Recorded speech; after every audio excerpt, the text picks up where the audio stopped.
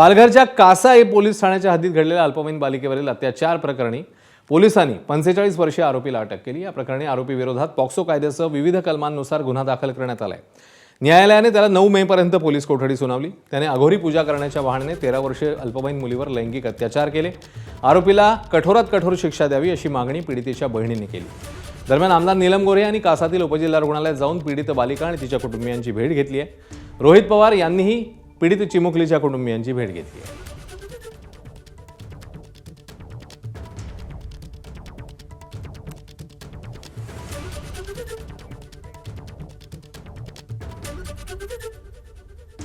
दीदू तू का रडते? ती बोलली, ती कायच नाही बोलली, तो काय बोलून देत नव्हता। तिला तू विचारू नको, ती घाबरलेली अंधारामध्ये। आणि नंतरला तो आम्हाला आमच्या घरी सोडायला आला। घरी सोडलं आणि तिथे जेवण वगैरे केलं, झोपलं। नंतरला तो 8च्या टायमाने निघून आला त्याच्या घरी।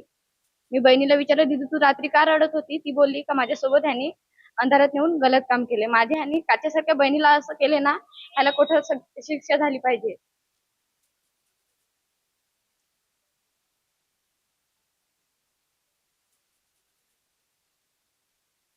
अशा प्रकारचा तो जो मांत्रिक आहे, तर तो दबाव जर का आणत असेल तर वेळप्रसंगी अशा लोकांवरती टाडाच्या मार्फत किंवा संघटित गुन्हेगारीच्या मार्फत सुद्धा केस होऊ शकते। आणि म्हणून त्याला मदत करणारे जे लोक कोणी असतील, दृश्य किंवा अदृश्य, त्यांना मी इथे इशारा देते की सर्व प्रकारनी जाळं पोलिसांचं विणून जास्तीत जास्त प्रमाणामध्ये लवकर न्याय मिळावा असा आमचा प्रयत्न आहे।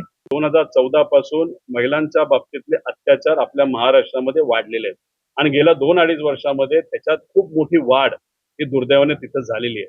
आणि कायदा होत असताना कायद्यामध्ये इतक्या पळवाटा आहेत की त्याच्यातून कुणीही जर पैसा खर्च करायला तयार असेल, जो कुणी गुन्हेगार असेल, तर सहजपणे तो बाहेर निघू शकतो, अशी आजची परिस्थिती आहे। अहो, फास्ट ट्रॅकला लोक स्लो ट्रॅक म्हणायला लागलेत आणि लोकच म्हणतात की असं जर होत चाललं तर उद्या आम्ही आंदोलन आणि संघर्ष कसा करायचा, का करायचा, जर न्यायच मिळत नसेल। त्यामुळे ही परिस्थिती आपल्या महाराष्ट्रात असेल तर ही अतिशय दुर्दैवी आहे। त्यामुळे शक्ती कायदा हा लवकरात लवकर लागू करण्यासाठी स्पेशल सेशन हे घेणं अतिशय महत्वाचं आहे।